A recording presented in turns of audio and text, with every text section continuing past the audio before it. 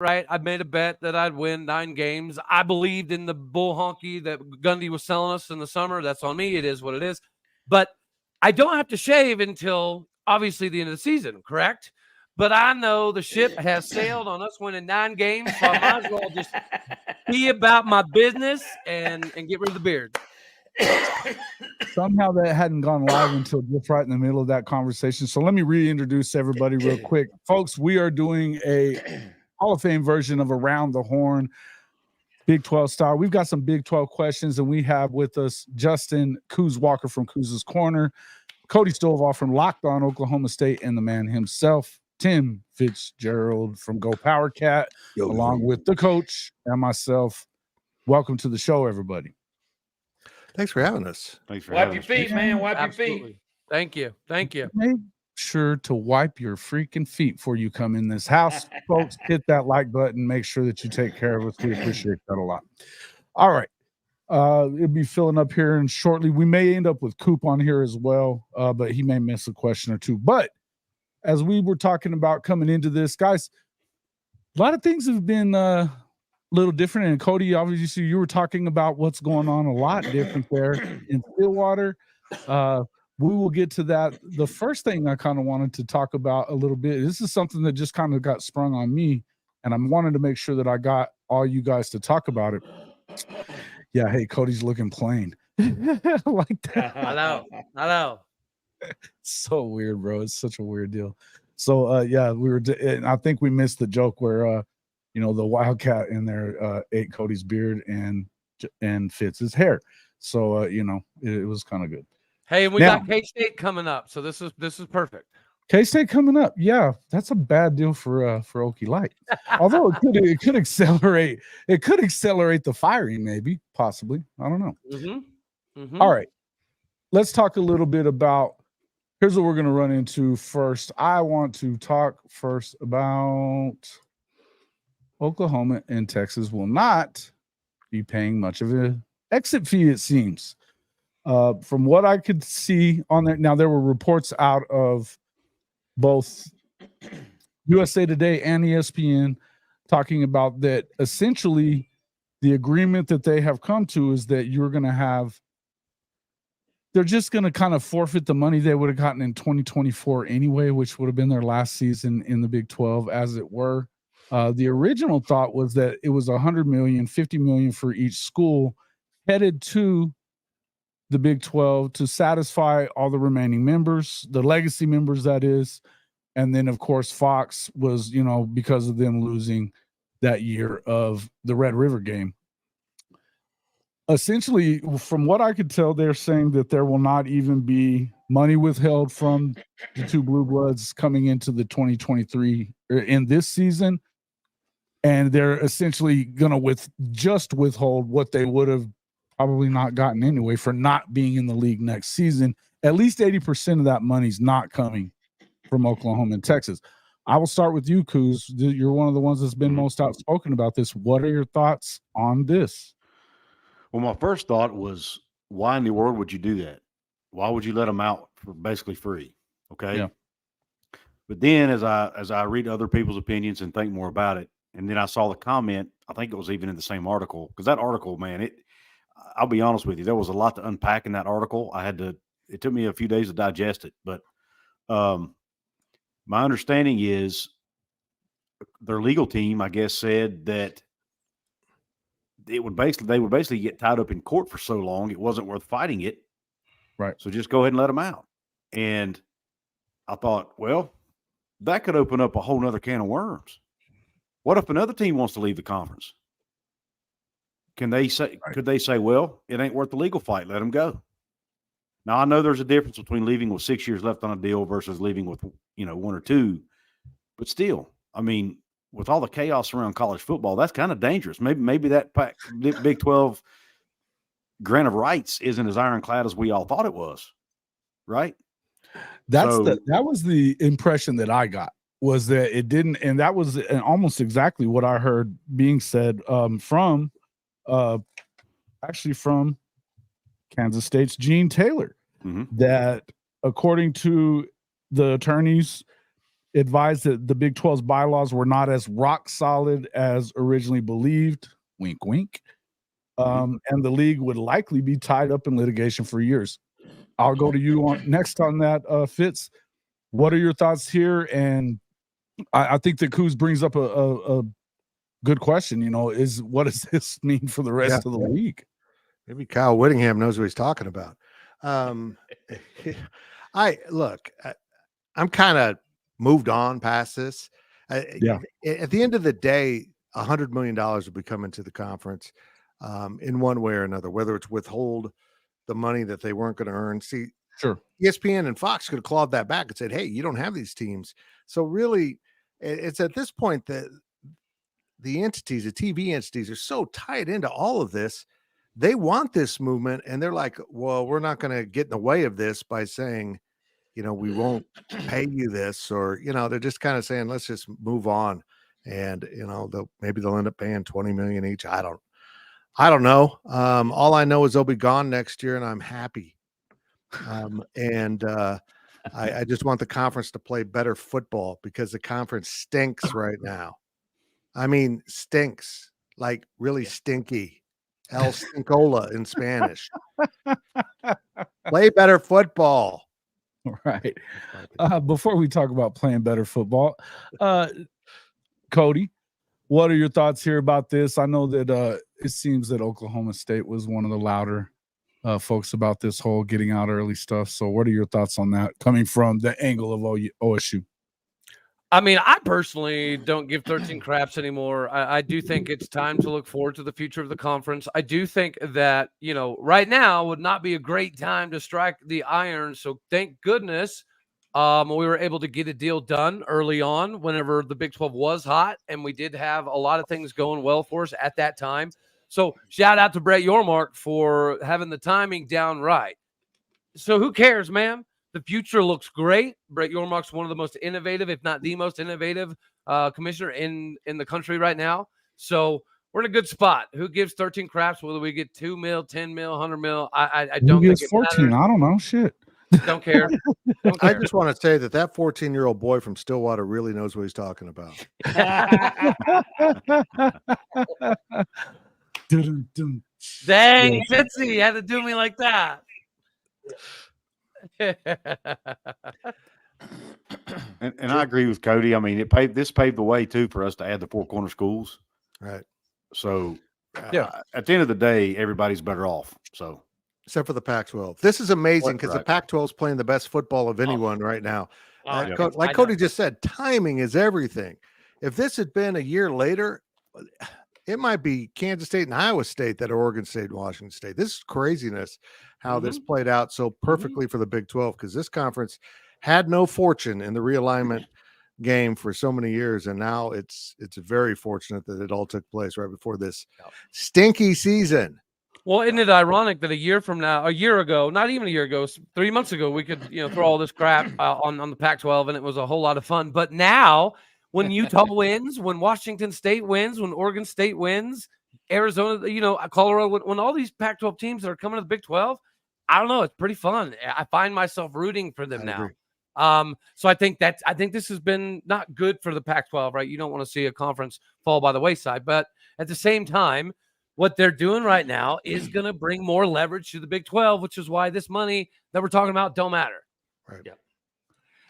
No, and I tend to agree with you guys. Coach, you have any objections to any of this stuff? I mean, I know we talked about a lot of it earlier in the season. We wanted it out. We wanted it out. I think y'all already said it all. I'm gonna recap everything everybody said in 5 words.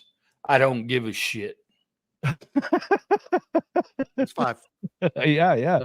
I'm good at math. Dr. Roybal has the math degree, I think. All right. Love it, Coach. Love it. Okay.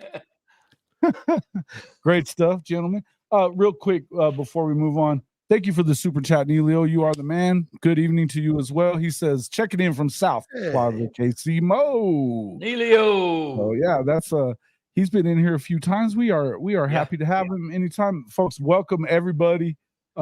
Just so you know, he did shave everything. He lost a bet. That's everything what you get for believing in Mike Gundy. Now, Now wait a minute. I need to get clarification here. What the hell is everything? Cody. We don't want to know. Move on. I'm not sure I do. Well, Jason said everything, so I thought he knew something I didn't or something. Oh well, that's a whole nother conversation. I don't know. Is the head shaved? And yeah, I don't want to know the rest. I just said the head. Wow. Okay. Hey, I think you muted there, Cody. I think you muted yourself. You muted yourself, brother. Yeah, I was trying to be all like halfway professional. My apologies. All right, my bad. Yeah. We won't tolerate that on this podcast. Right? No How shit. dare I? God. How could you? How could you? I'll go put myself back in timeout. All right. Yes. A big shout out to Fitzy. Definitely a proud K-State alum. Yes, he Neilio is. says we will add that in there. Thank you again for the super chat, Neilio. Let's move on to the next topic. Ryan Day ranting, raving, freaking out on old Lou Holtz. Hey, can I start this one? Can I start this one? please. From what I could tell, though, I've got Coach, 5 words. I don't give a shit. I'm sensing a theme. Hey, there you go, Coach. Hey, you know, Coach, he took so many notes for this episode. He was so ready. Yeah, he put in some overtime on prep here. Just so we all know, put in overtime on prep here. Yeah. Okay. So after the game, he freaked out about, and I hadn't even heard anything about it since then. I guess Lou Holtz was on a show. It seemed like it was a joke that was on. It was almost somebody that was impersonating Lou Holtz, asking Lou Holtz what he thought about Ohio State. It was some kind of a joke. He called him soft.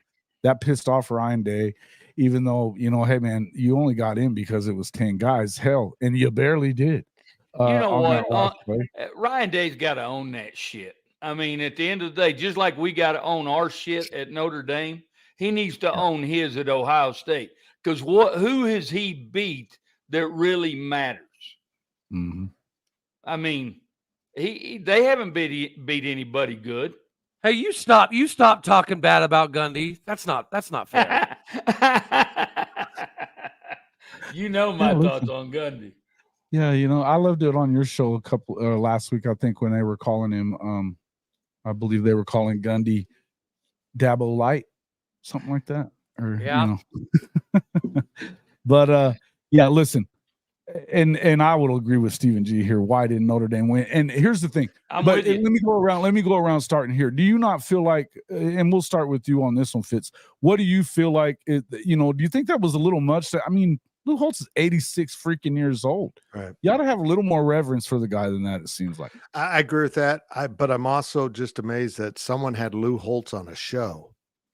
But he wasn't good when he was in his prime at doing shows. No, he was. It was. I don't know. Lou's not a guy you need to put in front of the camera and a beat up mic. So much by old guy. What was the old dude's name that he used to be on there on ABC with him? The old offensive lineman, Mark May. Mark May. Yeah. Mark That guy May, was yeah. such a douchebag, man. Well, he went to Pitt. Every time we roll Lee Corso out there, it's like pushing Biden on stage. It feels like it should be a crime.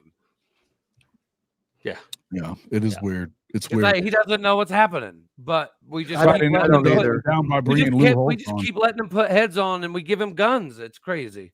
Yeah. No, it's crazy. I agree. Yeah. Listen, I don't know. It's I ain't gonna talk bad about old guys because I'm there, boys. not quite that old, but Y'all just tell. Hey, I just want y'all to do one thing. You tell my ass when y'all don't want me on here anymore. Don't keep me on feel here. like it was too far, not far enough. Just right. What were your thoughts, sir? Cody, What me on what? was it too far, not far enough? Oh. No. Here's okay. They are softer. Okay, but every single team in the United States of America is technically softer. They're softer than our generation. We're softer than our dad's generation.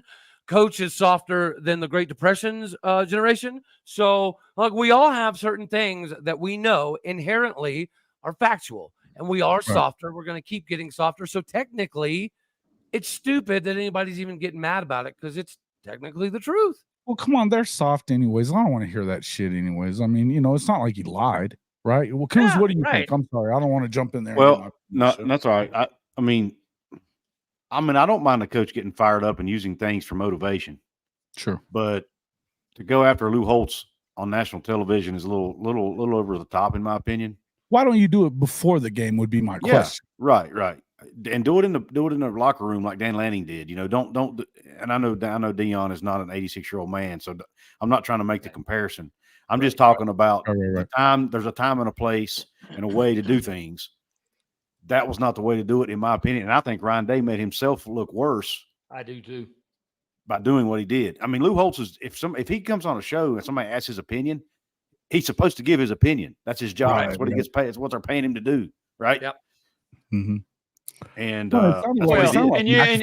you're gonna ask the ex Notre Dame coach that won the last national championship that question, right? And you expect a different answer. Yeah. Right. Yeah. It's almost like all of a sudden, now that Dion has become a coach, every coach in America feels the need to be brash and call people out and do all this stuff. Like everybody's got a set, everybody's grown a set all of a sudden. The age of the hot take. Yeah. But I mean, you didn't used to see this before with coaches. They would always use, now it's more exciting. It's more entertaining, Right. Gives us more to talk about. But they used to always give coach speak. Well, we don't pay any attention to that stuff. That's exactly. Just they don't do that anymore. Yeah, and it's like I said, the only really thing that bothered me about it is if you were so pissed off about it, why don't you say it before you won? If you're have some stones and come out and say it before. You think he'd have said that shit if they'd have got their ass beat? Nope. Hell no. No. Hell no. Of course not. That's why I don't think he said it before the game. That's the whole point. So, I've always called him Lincoln Light. I'll stick with it there. All right. Let's see. Next up. Okay. Now we're on to the other OSU, slow issue, Oklahoma State University. Wow. And Gundy. Hey, I hope you can read good. Read between these lines. It's all good, brother. It's all good.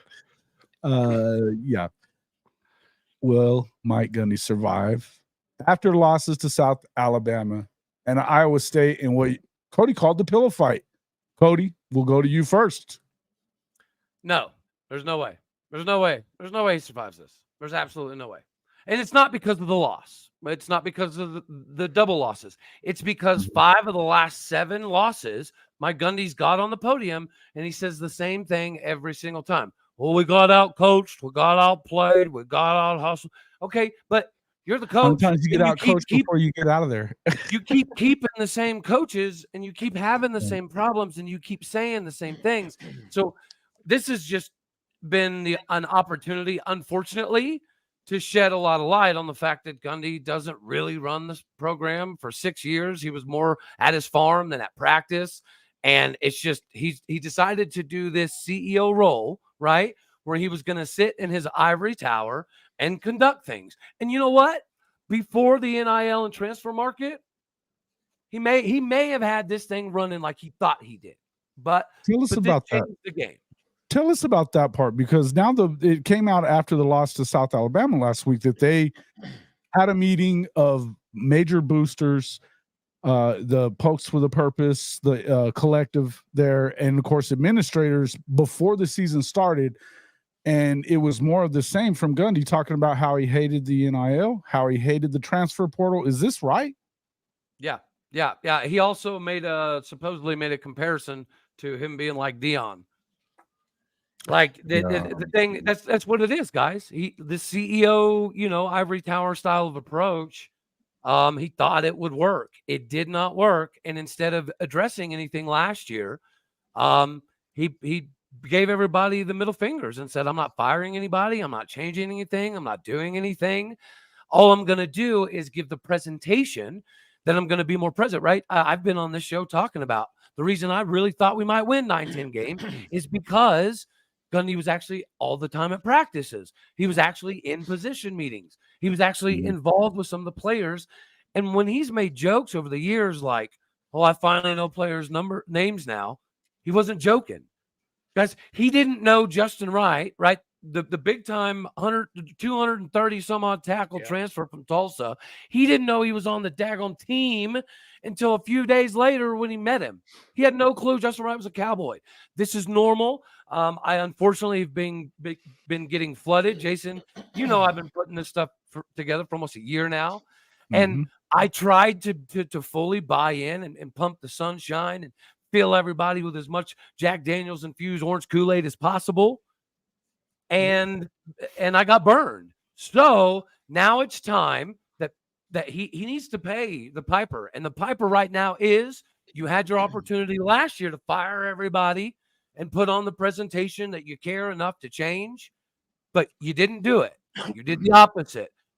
To me, and what I'm seeing now is quite a few Cowboys are coming around to the idea that sometimes you lose your fastball and the game passes you by, and we're there. We're 100% there. Okay. Keaton didn't agree with you there, but he talking about that they're not going to let him go unless they somehow go under 500. I think that's going to happen. That's happening. He keeps his staff and doesn't hit the portal. I think that I could see all those things happening because he seems like he's digging his heels in. He's been digging his heels in. No. I guarantee you, I can't guarantee anything, but Chad Weiberg is not a dumb cookie. The athletic director at Oklahoma State has known Gundy for 25, 30 years. He knows the pulse. He's known that Gundy hasn't been around. But he's basically at one point in time like, listen, dude, I know what you do. I know how you do it. If we keep winning and we keep getting better, then fine. You do your thing. You hang out on your farm. But if things go tits up like they did last year, you better jump in, cojones deep, and fix it. And he refused to do that. So you can't just fire people now. It's too late for that. It's too late. The players are not going to stick around for this. The former players, the players' parents, they're not okay with what's happening in Stillwater because it's been happening for a long time. Guys, I hate OU, okay? But you guys have guys that are promoting your university. They're repping your brand. They're helping you recruit, and they're trying to get commits to Norman. We don't get that because people don't want to send their buddies to Gundy. They don't want to do it. It's not going to happen. Yeah. Hey, Jason, I got 5 words again. Fire Mike Gundy very soon. Yeah. I like it. So Kansas State had an aging coach who, fortunately retired before all this hit. But Bill Snyder was in his 70s and late 70s. And I can't imagine how much he would push back against the NIL, against the transfer portal, all this stuff. Sure. I know that from the stuff he said before all of it existed. Right. To see a coach in his 50s turn into a surly old fart that acts like he's 70 and can't possibly change, it is astonishing to me. Agreed. It's absolutely incredible to hear him basically say, I'm too old to change. We're not going to do it. The hell with all you, and goes out and lose football. Like you said, if Chad Weiberg would put up with that, I've known Chad a long time because he was at K-State a long time. He'd put up with that, but he'd also say, well, we're not winning. So now the consequences are coming. And I don't know what the contractual situation is, how much the buyout is, what the financial situation is within the athletics department, but this is unsustainable. It's only going to get worse. And I think before we go to you, Kuz, I feel like there's cause here. There's a lot of allegations out there about verbal abuses coming from Casey Dunn, the offensive coordinator. There's all kinds of stuff that's gone on within this program, even going all the way back to Les Miles, that's been covered up and not talked about. I think that they know about it within the administration. There's plenty of reason why they could go back and do it. Kuz, what are your thoughts on this? Will he survive? I think he'll survive. He'll make it through the season for sure. If they're able to turn it around somehow this season, maybe they keep him. And normally I would have said, yeah, Mike Gundy has a long leash because of his history there. But man, it's went from a long leash and him being okay to it's an absolute dumpster fire like overnight. Yep. And I just don't it's not about what he's done, but it's about the direction they're going, and it is off a cliff and it's fast. Right. Yeah. And I think if they don't make a change, they Gonna may pay for it. And right now, I mean, Oklahoma State is one of those teams in the new Big 12 that could be at the top of the food Yep. chain, man. Absolutely. Horrible timing. They cannot afford to let this happen. Gundy said they were going to be at the top of the food chain. Yep. Those words came out of his mouth, and they're not. And like you said, Coos, they're headed. The bus is going in the wrong direction. Yeah, and it's not going to get any better. Well, I mean, you absolutely nailed it, Coach. The tube's already out of the toothpaste, right? This stuff has been pushed around and buried for years. What did I miss? Is the cat back? The tube's out of the toothpaste? The toothpaste out of the tube. Now that hey, listen. With all due respect, what are you drinking over there, Cody? With all due respect, I prefer my way. But yeah, the buyout situation, Jason, I think you nailed it. There is reasons 100% for Gundy to sit down at the table, because I'm not here to just bash Gundy. He's the greatest coach of Oklahoma State history, but he did that because he was so young, hungry, and aggressive at one point in time. He would sleep in his office till 2 a.m. a decade ago to out-scheme people. He doesn't do it. He hasn't been doing it since 2017. He can't magically wake up and do it tomorrow. And every year now, we're going. He's been backwards. in love with his own legend for a long time, and I've said this a lot, that his legend was full of crap mostly. The guy is 13-33 against 10-win teams. He's beaten 3 Power 5 opponents that had a winning record in 19 years, and he's 3-15 against Oklahoma. Yeah, Who dude, the I hell talked gets about to it stay around for that long? I talked about it on my show today. His winning percentage against teams that have a higher strength of schedule or RPI is like 20-something%. So he has a lot of wins, right? He's got a lot of W's. He just doesn't win the big ones that matter. And because he has so many W's and he's a former Cowboy, we let it go and we let it go and we let him do his thing. And he's got a couple donors that have been able to strong arm people in the past. Right. Boone's not here to counterbalance those people that are Gundy's homie buddies that happen to have millions and millions of dollars. It's just not there.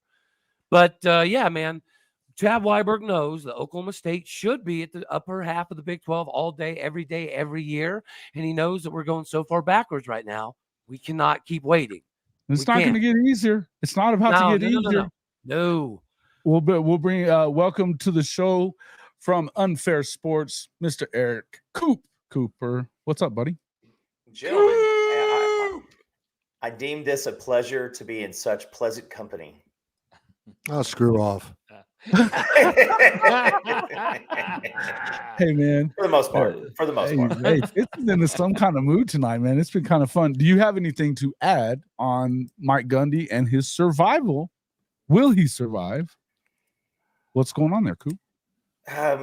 So I think that the boldness to do something to Gundy, just initially, after Mike Holder was gone and after, T-Boone moved on, it just, that layer of protection can only survive so long, because now you've got a bevy of different things, from the wearing the shirt a few years back, some of the stuff that he's done with the transfer portal, anytime that anybody wants to bring back, any of the comments that apparently Mike had said, or any of the, disgruntled ex-players, because as much as it's not that big of a deal, like Spencer Sanders left, yes, but people are now watching Spencer Sanders not as a traitorous bastard that decided to go for NIL somewhere, but he's willing to be the potentially third string quarterback on a lower upper middle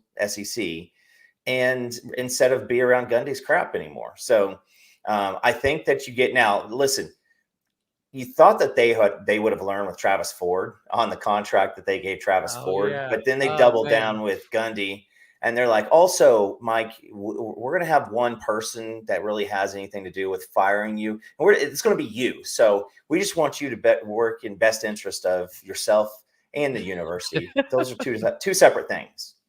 And hard decisions get made all over the place. Kuz, you and I became friends online, with the Huggins stuff. And I think that you were taking the deals like, hey, listen, I'm not condoning the action, but, to say that this guy didn't care about the school, didn't care about the athletes, it was silliness. Mm-hmm. And so these hard decisions are being made around the place. And, going into this new Big 12, you don't want to start as, the floor mat. Right. Exactly. Oh, you're muted. Jason's it's okay. Muted. Sorry about that. I remember about my first possible podcast. names too. Yeah.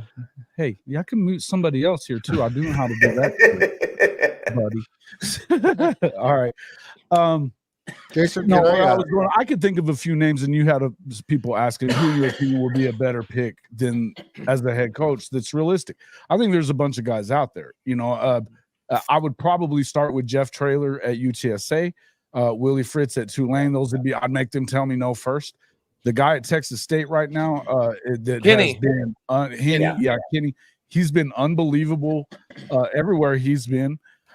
These are guys that are hungry about, when you talk about Jeff Traylor, he's been a great recruiter, a hungry recruiter, and somebody that would take that on really hard if you could get him to come. And would we have to pay any of them $7.5 million? You might. No, I'm just kidding. I don't think so. I don't think you would. Levy to OSU. At least you'd get your damn money's worth. Yeah. Listen, that's the thing is if you were paying that kind, I agree, because they're going to get out there and actually recruit and work the transfer portal and things like that, without having to be, kicking and screaming the whole time. Mm-hmm. Again, I feel like I don't understand why he's lasted this long. I definitely have never understood that Stillwater belief that, you're never going to get a better coach than Mike Gundy. I've never understood that. Well, another reason Weiberg definitely needs to kind of make a move here is we're about to build that $400 million facility that'll allow us to do surgeries and stuff right there on campus. Right. Well, what is that going to matter if we're a 3, 4, 5 win team all the time? It ain't going to matter. And we're not going to get the necessary money to be able to build it fast enough anyways. Weiberg knows the trajectory of Oklahoma State is not going anywhere positive right now. And we're at a very critical time with so many new teams coming in that are going to be willing to invest to try to skyrocket to the top with us. Like we coming in with an advantage, right? We're a legacy. We have one of the nicest stadiums. We have some of the best facilities. We're doing more, but we're not able to capitalize on it. And I think Weiberg is very well aware of the temperature on that.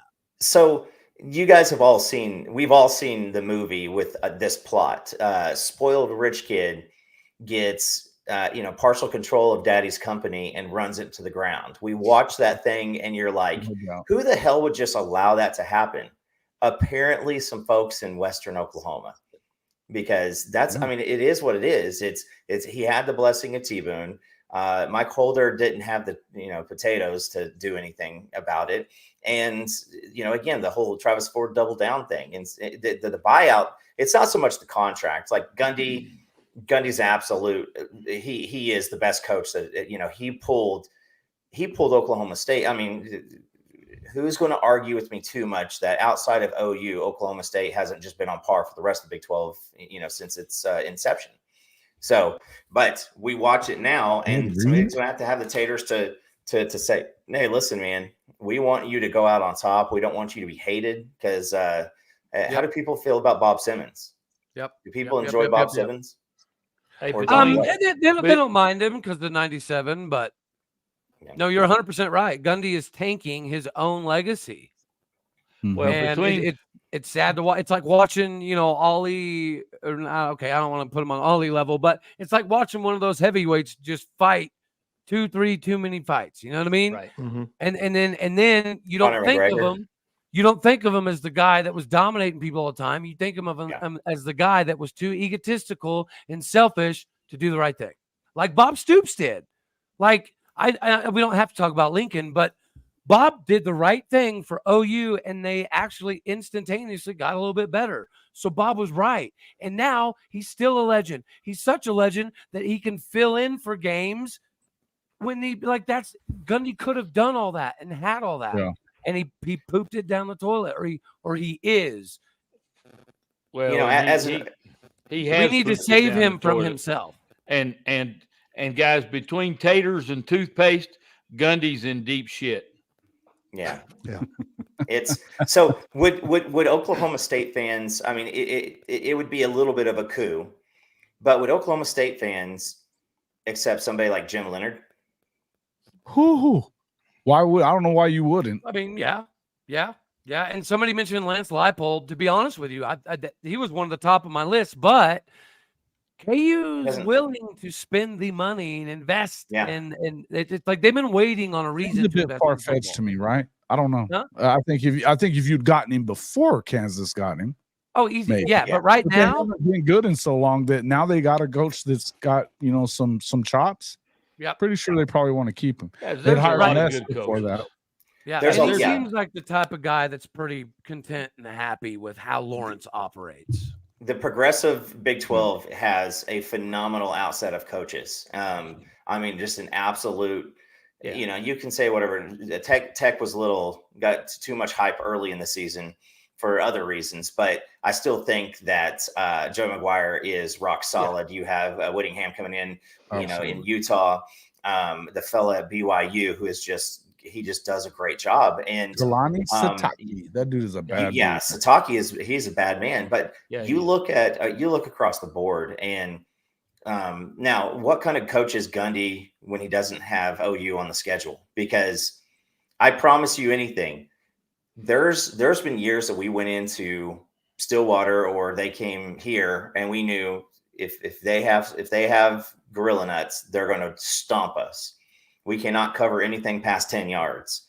And then Gundy doesn't throw it deep one time. Like it's Right. like it's almost scripted as like a parody and a tragedy for Oklahoma State fans, just because you can kick the hell out of anybody else. But then here comes OU rolling to town, and it almost matters nothing about how good they are because it's going to be the same outcome. Yeah. Well, I don't know about kicking everybody else. I mean, go back to the teams they've beat, and you know we talked about that earlier. They've not really beat anybody.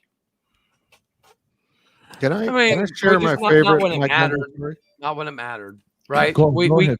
10, week 10, week 11. That's when we always fall apart. Yeah. So It's rinse, wash, repeat. one of the last years that the Big 12 Media Days was at the Cowboys practice facility in Frisco, I found myself in an interesting predicament. I went to the restroom, and up to the stall next to me slides Mike Gundy, and his mullet was in full display. And I'm peeing next to Mike Gundy. We got a little barrier, luckily for him. I couldn't see if he had two mullets. And I just want to reach over and I want to pet the mullet so bad. It's like this urge comes over me. Touch the mullet. Now, what made it really complicated is I'm a right hand holder. Yeah, right. And he was on that side, so I would have had to go across the pet, and that's awkward enough. Let alone. And you didn't want to look ridiculous. Yeah, you don't want to go too far. You know, I'm well over that in my life. I look ridiculous, and I didn't do it. And now it strikes me that he went to shit when he cut the mullet. He should have never. It was a magical mullet. It's kind of growing back though, right? guys, it hurts my heart to say this, but the mullet was mythical too. 2011 was unfortunately an anomaly. Without Malcolm Rodriguez and Devin Harper, 2021 doesn't happen. And Jim Knowles, right? Let's just call, because go back. What did we do offensively in 2021? Nothing. We'd run the ball up the gut 3 times, and then we'd be like, all right, go ahead, defense. So our defense had to kind of basically make themselves completely opposite from the offense. They had to operate independently, and they knew it, and it worked. And it made Gundy say, see, guys, I don't need to be here for us to be good. It was a death sentence for him. 2021 was not beneficial for Oklahoma State or Gundy, ironically enough. Let me throw out one more name, only because if Kansas State makes it back to the Big 12 championship game, remember, Chad Weiberg was at K-State for a long time, and he knows Colin Klein really well. And Mhm.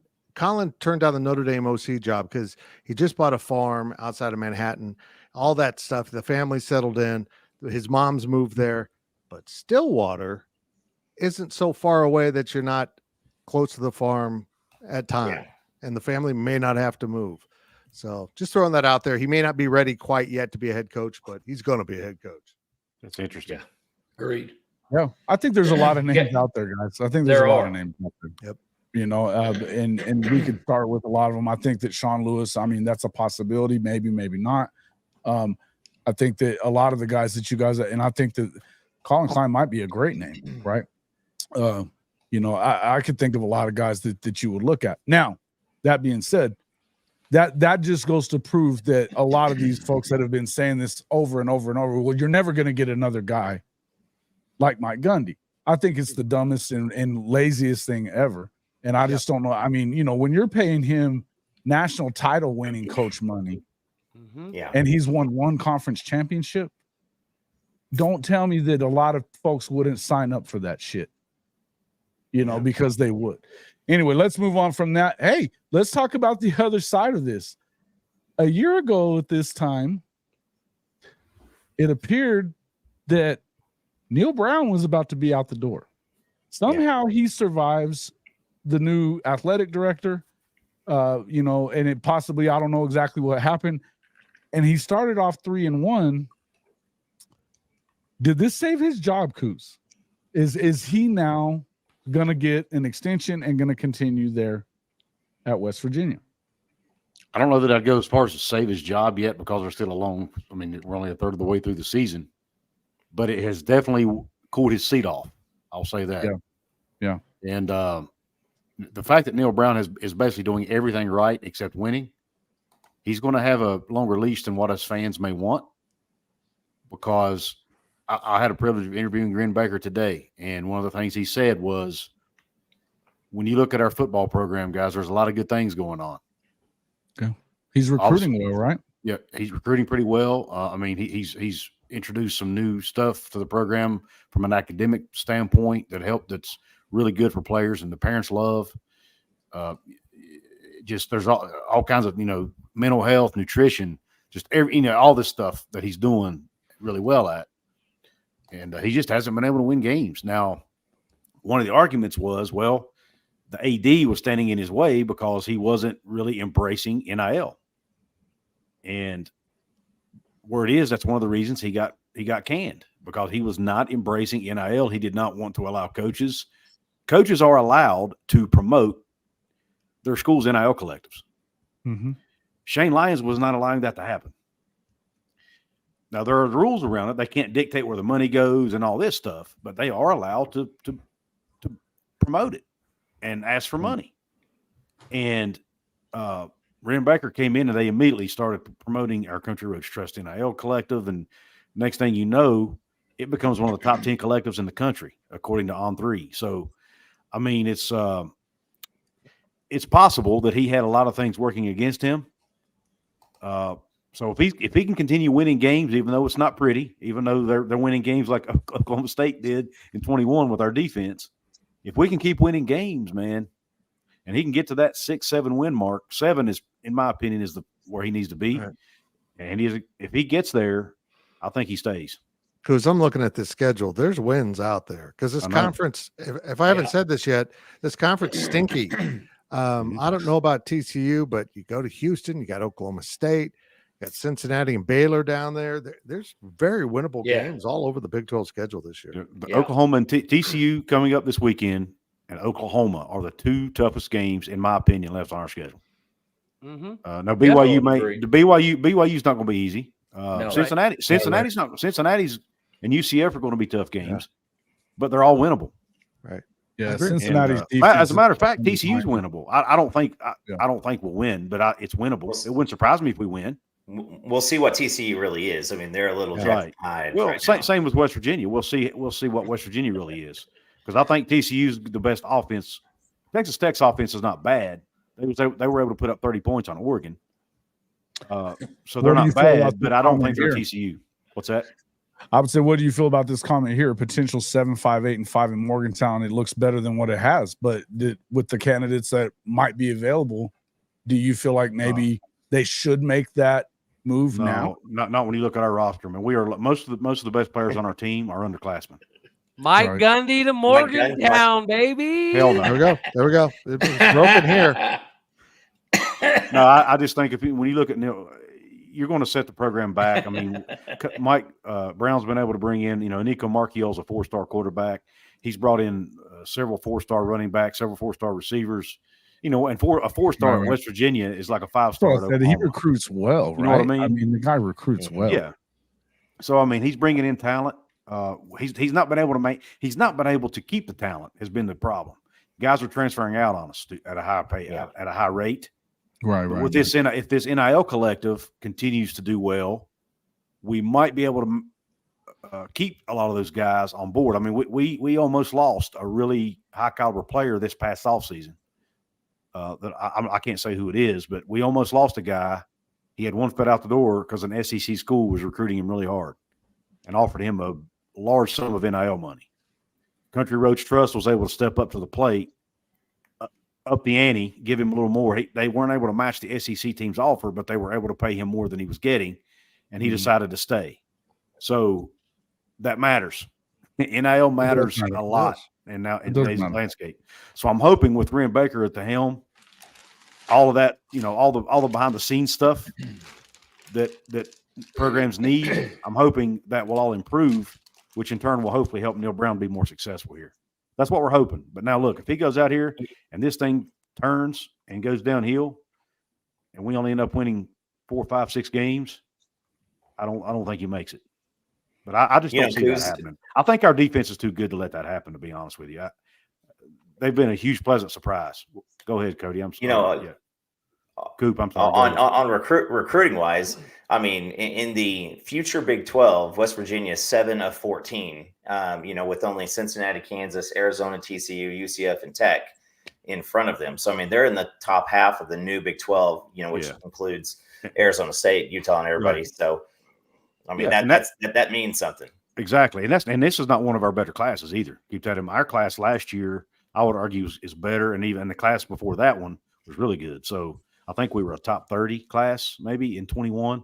I can't remember the exact number, but yeah, I mean he's recruiting pretty well, and he's not just looking at fit. He brings guys in that fit a need, not just how many stars they have. So right. I think if so, back to that comment, if you fire him at a 7-5 with 7 or 8 wins, I think that would be a huge mistake. I think you're just at that point you're starting over, and you don't need to. Right. Yeah, I agree. I think you end up losing after. I think you end up losing a lot of those guys that would have stayed if he stays. Yeah. So definitely. Okay. Let's see. What did Fatty say? Art Briles to OSU.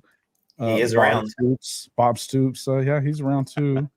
West Virginia this year. Bagman, you've been saying that all year. So who's his team? Oklahoma. He's been saying that all year. He's been I don't think we're beating Oklahoma. I hope so, but I don't see it happening. Not in Norman, especially. All right. Anybody else on the West Virginia situation? What do you see going on there as far as that goes? Fitz, I mean, that was Neil Brown was the guy that they were considering at Kansas State. Yeah. Aside from Chris Kleiman, is that correct? Correct, 100%. He and Chris Kleiman were the 2 finalists. In fact, the committee was kind of split on him, and Gene Taylor said, "No, I know Chris Kleiman. I know what he'll do," and he was right. He nailed it. But Neil Brown's a hell of a coach. He just, things go south once in a while, and I have a feeling he might get it back on track here. I mean, what he's done so far this season is a really positive sign. I didn't expect them to win their last 2 games, and they have. And here we go. It's going to get interesting. I'm a Neil Brown fan, so I'm all in on it. And guys, I have to say this as a coach, your administration is very critical to your success. Right. Whether people want to admit that or not, if you have a bad administration, a bad athletic director, I'm telling you, it carries over to the playing field in a huge, huge way. And I excuse me, I kind of believe that's what's happened to him. Is administratively he hadn't had the support, and Coos, you alluded to that he needed to be successful, and maybe now with that new AD, that changes that culture and gives him an opportunity to be successful. Yeah, that's what I'm I like thinking too. Yeah, I would tend to agree. Coop, you got anything to add there? Cody, either of you guys? No. I like what West Virginia's doing. If they're kind of modeling after the defensive mindset, and you do have some talent at quarterback. I mean, you've got two pretty good athletes, regardless of how it shakes out. So, yeah, man, the blueprint. Kansas State. I mean, heck, we mentioned Colin Klein. How many times did we all beat our head against the wall because you knew Colin Klein was going to run the 4-hole, 6-hole, 3-hole, and there's nothing you can do about it, right? It's the same thing.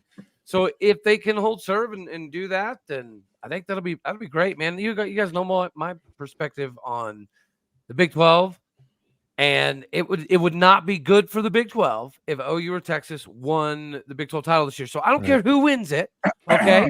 As long as it's not one of those two, I don't care. I'll be a West Virginia fan, Cincinnati fan, BYU fan, K-State fan. I don't give 13 poops. It just can't be OU or Texas. We'll get there in a minute. Stop jumping ahead, please. You have the notes. I like how you can't read good. I like how Jason thinks we read the notes. Fair enough. Fair enough. Notes? You got him too, Coach. Shut up. All right. Hey, let's talk about this now. The team that West Virginia just took down over the weekend. I know we don't have a ton of time left with you guys, so I want to make sure we get this in. The honeymoon seems to be over for Joey McGuire at Texas Tech. Jerry McGuire, same thing. No, Joey's, and I think he's a good coach. But if you've watched any of their content the last couple of days, people are upset in Lubbock. I think rightfully so. But I also, you now lost your quarterback. He came in and tried to play on a broken leg for a play or two, and but things have definitely not gone very well there in Lubbock. What would you say to that as far as how, Coop, talk to us about what your thoughts were? I know that you were one of the guys that didn't really buy Tech this year anyway. Yeah. So a lot of their momentum comes from beating OU and Texas late in the year.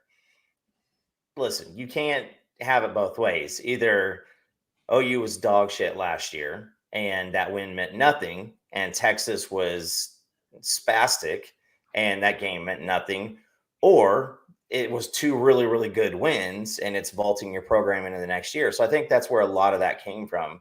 But it's the days of Sonny Cumbie and Cliff Kingsbury and all these guys.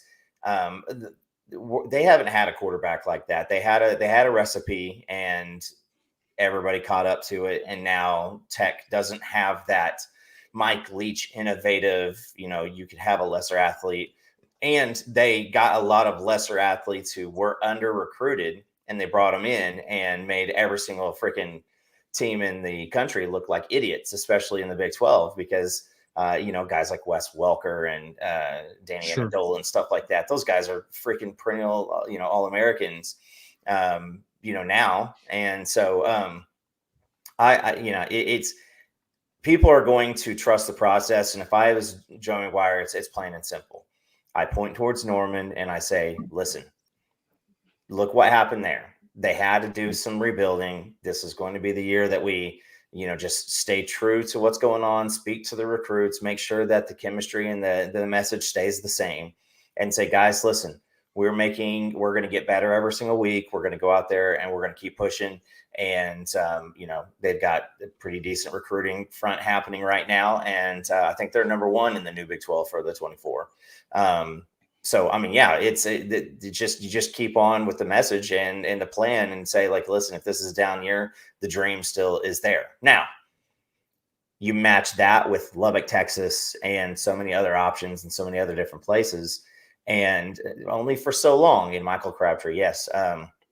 And only for so long can that really do it. So, I mean, can they survive a 4 or 5 win season after? That's what high that was the question I expectations? was going to ask the next person up. You know, I'm going to go with Fitz here on this one too. Is that's the question I've got is, do you survive a loss to Houston? Do you survive a loss? I mean, you know, look, West Virginia was picked, not for nothing. West Virginia was picked to finish last. Not that anybody in the media ever gets it right, you know, on those media polls. But West Virginia was picked to finish last. Now they have definitely played above their pay grade and what the expectations are. And I'm not dogging on West Virginia. But when you have had Texas Tech expected as that quote dark horse team to win the Big 12 title, you know, they've got 19 seniors in starting positions, that kind of stuff. How many more games do you think they can afford to lose there? Fitz? I think short of losing out or, you know, only winning one more game, I think he's too early in his coaching arc to make that kind of move. I would hope, But I'd also like to call out the media members who thought they were going to have a big season and play in the Big 12 championship. They're all idiots. They're dumb for doing it. And I'm not going to call anyone out for saying that Tech would play Kansas State in the Big 12 championship because that guy's a total moron.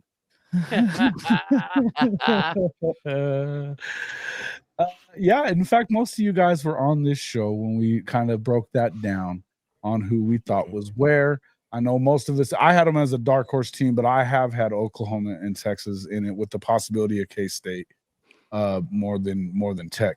Now, that Cody, what are your thoughts on it? Do you feel like I am in agreement that you got to kind of let him have his thing. He just got one of the top recruits in the country to come in and play wide receiver, elite 11 quarterbacks everywhere. There's no way that there's nothing justifiable other than something Mel Tucker level crazy to get rid of him, even if he doesn't win another game, because unfortunately you can't bottle up momentum and feed it to people.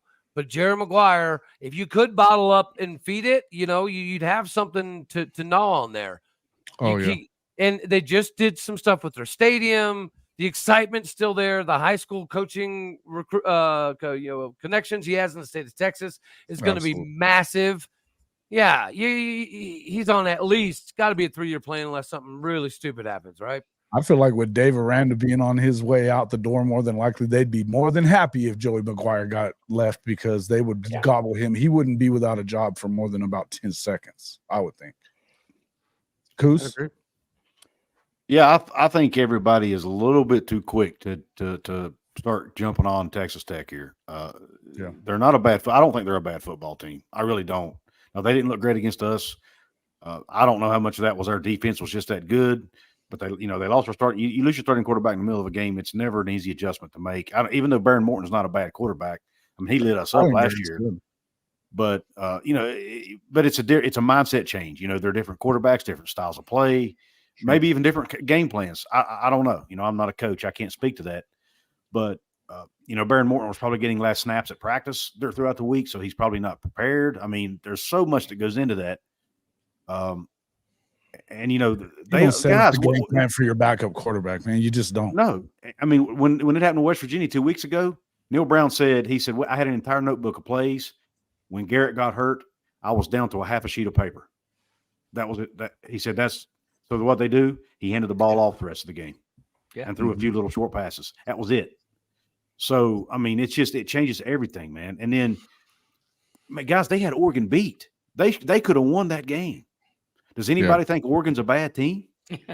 No. And Wyoming is not – I know it's Wyoming, but they played in Wyoming. Wyoming's good. And Wyoming's not a bad team either. I watched some of that game. That Wyoming quarterback's pretty darn good.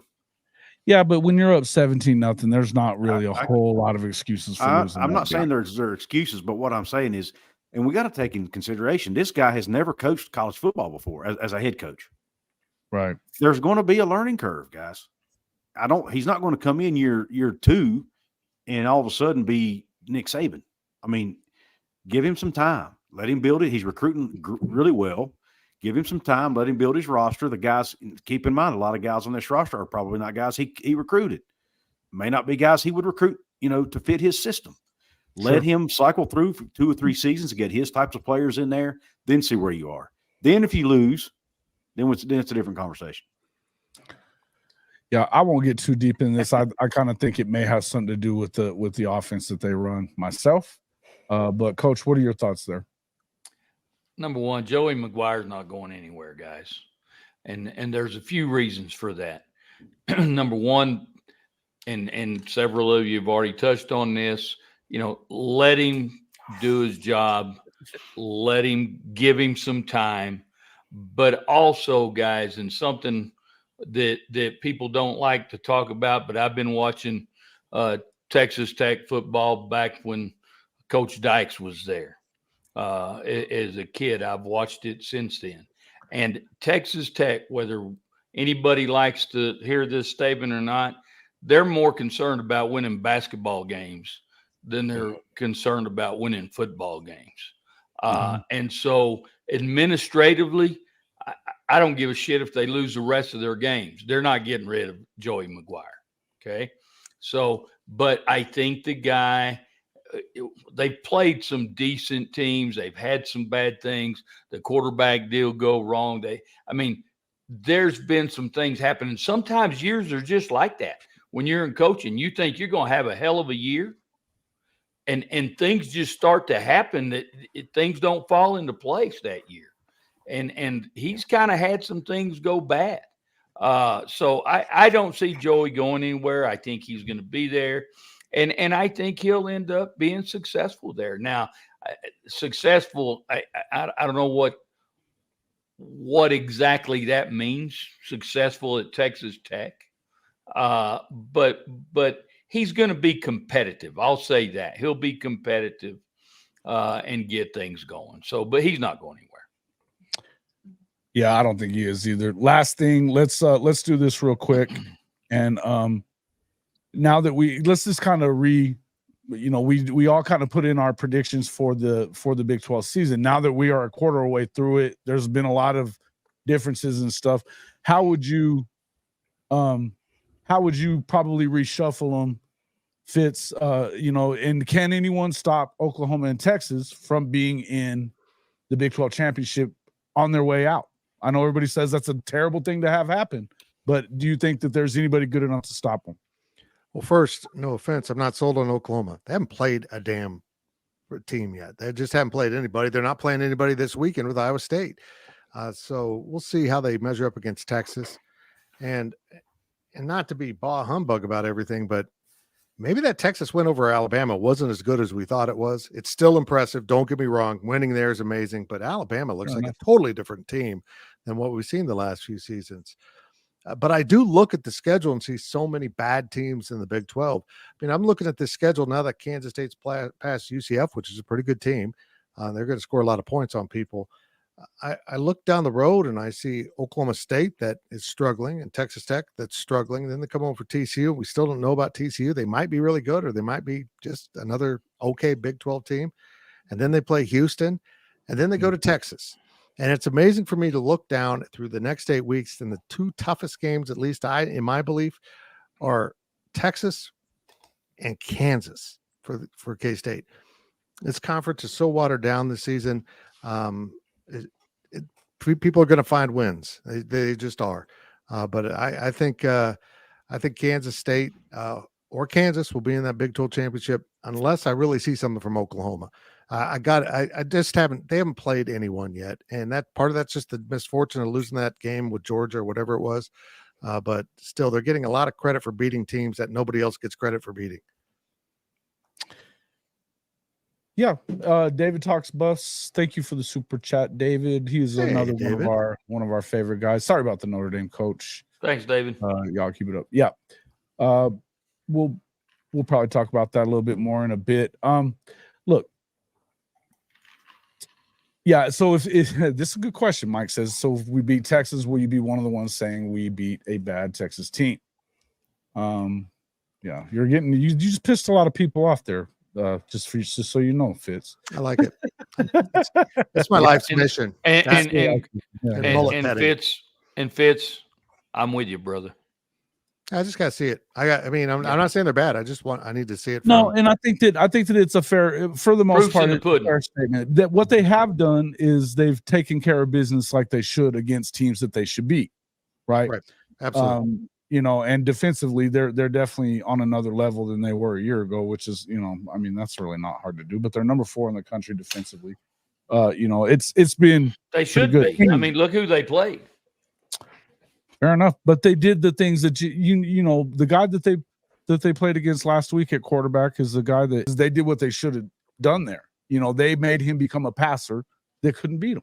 That's what you want a good defensive team to do. Do you not, Coach?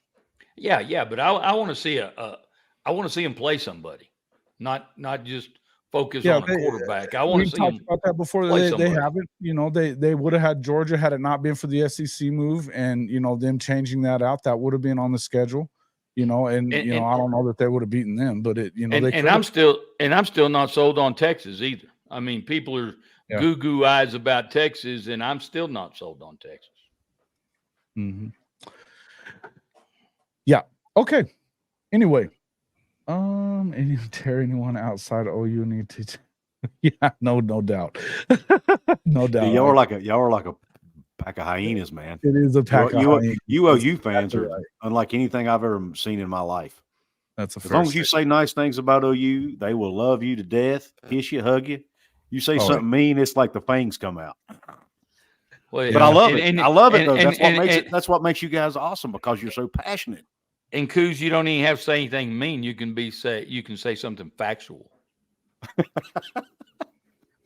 Oh, Coach. See, here you go. I love it. It comes a little salty about this weekend. I get it. Though. Well, I'm still a little pissed off. I got a little burr under my. Did you see Hank's comment? Look at Hank's comment. That is yeah. Oh, wow. Oh, wow. Hell, I know I'm with him. Hell, I know you love it. I'm with him all the way. Awesome. Oh gosh. Oh man, that's pretty funny stuff. Okay, I tell you, you have some of the best. You have one of the best chat rooms on YouTube, dude. I just got to tell you, they're pretty awesome, man. They're our awesome. audience is definitely amazing. We love these guys. We couldn't do it without them. I would say that Oklahoma fans can definitely be out of control when it comes to some stuff, but not most of my audience. Now the fangs will come out a bit. But it's not. They're not those unreasonable. No, I don't mean it, and I don't mean that in a. They're not good fans. That's exactly. They're passionate, man. That's what's so great about college football. Yeah. That's what makes it awesome, unlike any other sport in the world. Yeah, I agree. And it's like that in a lot of places too. I would agree. West Virginia fans are the same. There's just not as many of us. The 11th man was supposed to be Peyton Bowen. That's shots fired right there. Yeah, I hear you, man. Oh, yeah, that was a shot fired right there. Yeah. Ouch. All right. Fitzy, I know you got to get to another show. I'm going to let you get on out of here before you do. Please let us know how to West find Virginia you. sucks. I never thought I'd hear you say that out loud. It's you can check us out. Our Go Power Cat channel is growing like crazy. We do daily videos. We do our own lives. We do our podcasts, except for one that I'm about to record. Nobody gets to see that in person. We just have to listen. It's like Mike Gundy. I'm not adjusting. I'm not going to do all my podcasts on video, but come check us out. The Go Power Cat channel. We have a lot of fun. You're not going to be at the farm? You're not going to be at the farm? No, I'm not going to be at the farm. I just thinking about farming makes me want to take another nap. Tick, we definitely appreciate you coming on the show. Hey, brother. Love you, man. Anytime we can have you on there, we love you to death. So, anytime you would like to come on, please do.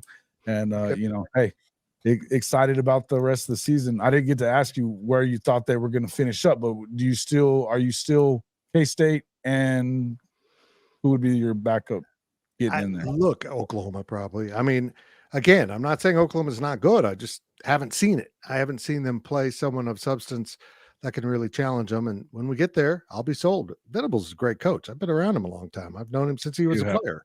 So, God, I'm old. But it's going to be interesting. But like I said, I look at that K-State schedule without Oklahoma on it, which is good for both schools. It's an advantage. So it's a little watered down this year, but it's going to be a fun season. I think K-State's really good. They just didn't play well enough at Missouri, and Missouri played their ass off. And I still can't explain how losing at an SEC program drops you from 15 to 29. But hey, Yeah. All right. Well, thanks, boys. again, we appreciate having you on, and we will talk to you again soon. Hey, make sure you get over there and check him out at Go Power Cat on YouTube. Yeah, he's a fun follow on Twitter too if you're a Twitter fan. So get in there and check it out. I'm a known trouble. Great stuff, Fitz. See you, boys. All right, man. See you, See you later. Fitz. All right, everybody, relax on freaking Fitz a little bit. All right, the dead comment, no, no. This guy's, but okay. All right, moving on. Let's see. We heard you say it, Fitz. No takebacks. No, look, he's gonna look. Most of the Big 12 folks are not happy with Texas and Oklahoma. We know that. It's okay. You don't have to worry about that. All right. Pretty sure that nobody's school beat Cincy. Coaches beloved Notre Dame and South Bend. What? That was a while back and with a different coach, but okay. Way to bring it, Fitzy. And then Missouri, soft, sweet, and marshmallows, but he's feeling better. All right. Here we go. He is beating the F out of cancer. Absolutely. Love me some Tim Fitzgerald, though, man. This guy, he's one of the best in the business. So, again, we asked him. He's a great guy. He is. And listen, I want you guys to be able to give your opinion here, and you guys know that as well. So it is what it is. All right. Oh, I will. Oh, we know. Coach, this is why you're here. I know you don't have a ton of time either. Yeah, I'm going to run soon, man. Let us know if you were to recalibrate now, what are your expectations for the champions, the top 2 or 3? I'll be honest with you. My top 4 has been Texas, Oklahoma. Well, I can't remember the exact order. I think I had Texas and Texas Tech playing the conference title game. Obviously, the Texas Tech part has gone out the window. Right. I actually had Kansas 3rd, if I recall, and Oklahoma 4th. So far, that could be playing out. Now, obviously, those two could get flipped. But I still think Texas, Oklahoma, Kansas could end up in that top part, along with K-State, maybe. I agree. And Oklahoma. I mean, you're going to have four teams basically vying for that final spot. Texas, Oklahoma, Kansas State, and Kansas, in my opinion, are the 4 teams that have a shot. Okay. Coop, did yours change any at all from the first part of the season? No, I said OU and Texas, and if you were going top 4 though, or whatever, I think. Yeah. I mean, I said OU, Texas, Kansas State, Kansas, and I believe that Tech Tech was either 5 and Kansas was 4, or vice versa. But that's still it. Is if you watch, I mean, if you've been watching the OU games and like legitimately watching them, this is completely different than anything we've seen on defense since 2008. There is. What is it? We were out 2 starters and we lost a 3rd one on defense this week and still held Cincinnati to 6 points. I mean, this defense hasn't been played. Even I think, the year that we played UCLA and Kyler's year, they weren't anything at that point, but we couldn't stop them. Any type of running quarterback was good for 350 total yards on us, no matter what. This is again. I mean, this last week we lose to Cincinnati last year. I am 100% sure on that one. That defense won the game, and the special teams was dog crap too. So we won it on defense, and they're opportunistic. Danny Stutzman looks like he is. I mean, he's going to be vying for Butkus and All-American stuff. I mean, it doesn't matter who you're playing. You're playing assignment football, and you've been the defensive player in the nation and Big 12 Player of the Week. He is the heart and soul of his defense, and he's goofy as all can get out. But he is, he is romping right now. Of the 2, I mean, again, we're going to have to see Texas. I still don't think that if whatever happens on October 7th, OU Texas, I still don't think that has a bearing for everything to end up a specific way or not, because you could see you could see some crumbling if Texas, comes out and OU beats Texas. You're going to have a lot of fans that are already starting to call for, let's just move on. Like, obviously it's not Ewers, but I still think a lot of the pitfalls that Texas I believed in still are out there. Kansas State, I still don't know how they lost that game. It was just absolutely crazy. But Kansas State is always good for a stinker and then come out and then just run the Big 12. Yeah. Guys, I said UCF was dog crap at the beginning of the season with Reese Pondlin. I still don't believe in him. Oklahoma State, a lot worse than I thought. Obviously, Texas Tech. Does anybody know what BYU is? I don't know if anybody really has an idea about what BYU is at this point. I mean, are they a 4-4, going into this final stretch in the conference, or are they, because they're tough and they'll grit out and they'll grind out games, and if you get in a dogfight with them, that it's their advantage. I mean, they're full of like 37-year-old men, so they just want to go to bed. I mean, I still think it's OU, Texas, Kansas State, and again, we'll see what Kansas plays, a decent defense, see what that offense looks like. Play a decent offense, see what their defense does. Nobody wants to get in a fight with West Virginia, just because it's when you got a team who obviously loves the head coach and is fighting for him. It looks like they're fighting for him. They're fighting for themselves and for Neil Brown. So anybody I didn't mention otherwise than that, I just don't know if it's worth mentioning. Yeah, Cody, jump in there and let us know what I know you had Okie Light playing for the Big 12 championship, so we're gonna obviously. No, I did not. Don't you lie on your own channel. I had K-State and Texas. I had those state in the top 4. I did not have Kansas. I was pretty sure that you made that prediction on your show that day. Hell no. Okay, no, I soaked up all of the 9-10 win stuff. I did do that, but I had Kansas State and Texas preseason. I think I'm going to stick with that just because I'm not going to admit on here that OU is pretty good. I'm not going to do it. So I'll stick with K-State, Texas. And we gotta give flowers to KU. I think I had them like 6. Sorry, go ahead. Sometimes I wish I was more deaf. But yeah, man, I Kansas offensively, what they're doing is so creative, innovative. You can tell it looks fun. You can tell those players are having fun because that offense is just they might beat Texas and it'd be 100% real this time. So yeah, I was sleeping on KU. I slept on West Virginia. I bought into Gundy's offseason bullshit. That's on me, and the OU is better than I'm going to admit. There you go. Fair enough. I'll let you off the hook there. All right.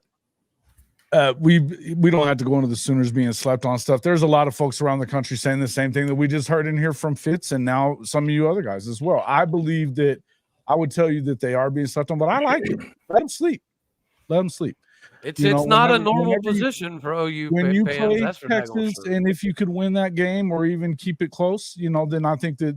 But again, this schedule sets up whether or not anybody likes it or not. The schedule sets up the way it does for because of the Big 12. They didn't get their own schedule.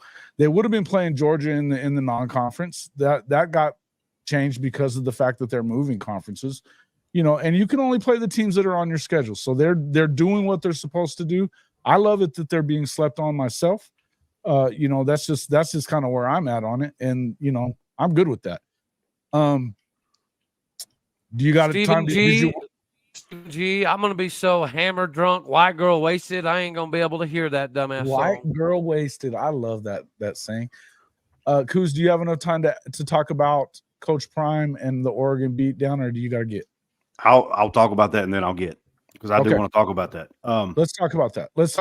First. Now let's do these Colorado Buffaloes recover from that. They had a lot of people talking about they hadn't played anybody. Now TCU is kind of being resurgent. I'm of the opinion that they probably have a better shot against SC than they ever would have had against Oregon, particularly on the road. What are your thoughts?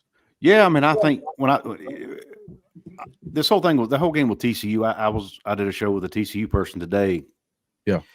That whole game. How do you prepare for a team that has never been assembled? There's no tape on them. That's fair. There's no Coach Prime had never coached there.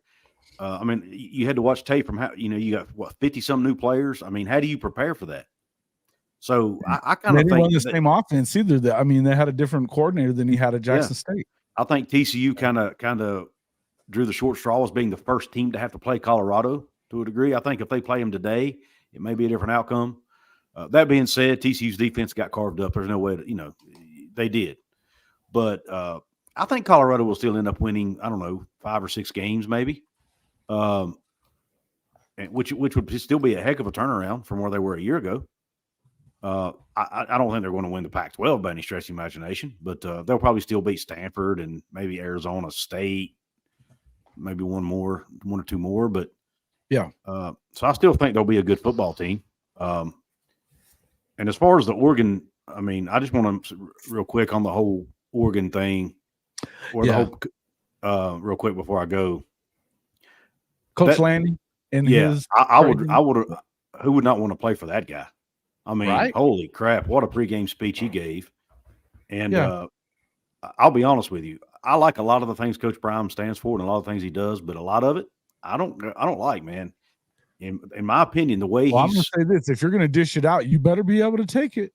Yeah. Right. They talk a lot of shit. They talk a lot of shit in Colorado. They do. Man. And they do. And then when other people do it, they say, well, no, it's personal. Well, you've been making it personal ever since you became the coach at Colorado, basically, because you're always calling people out. Your players are calling people out. You disrespected Oregon's logo. On brand, but I agree with you. You disrespected Oregon's logo. I mean, you stand on their end of the field during warmups and talk trash. And I'll be honest with you, I never condone illegal hits or dirty plays or any of that stuff. Yeah. But he's basically, they're putting a big target on their back every single week. Yeah.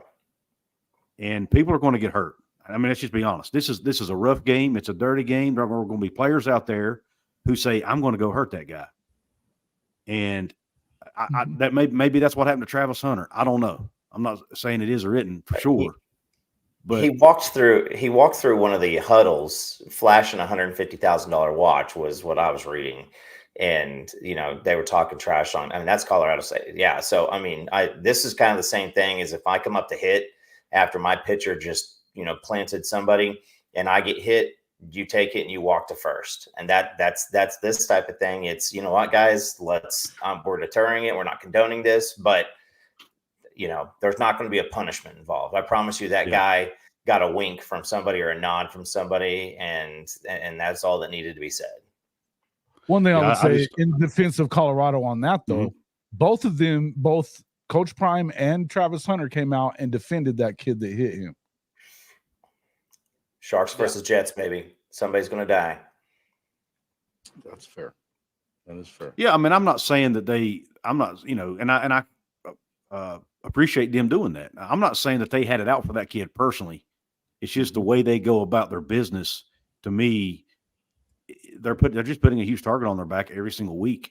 And when you do that, you're asking for things like that to happen, unfortunately, because this is not everybody. They're playing Coach Prime could talk all that shit when he played football because nobody, aside from Jerry Rice, who was going to beat him. Yeah, because that is, I mean, like you said, like you said earlier, Jason, you got if you dish it out, you need to be able to take it. Absolutely. So hopefully they can, and maybe that was Coach Prime's point, and taking up for that kid because they know, hey, we've been dishing it out, we got to be able to take it, guys. But at the end of the day, you run your program how you think you need to run your program, and whether people like it or don't like it, it's up to you to run your program. Whatever you do with your program and the expectations of your players. Now, do we have to agree with those expectations? Do we have to agree with Coach Prime? No, we don't have to agree with him.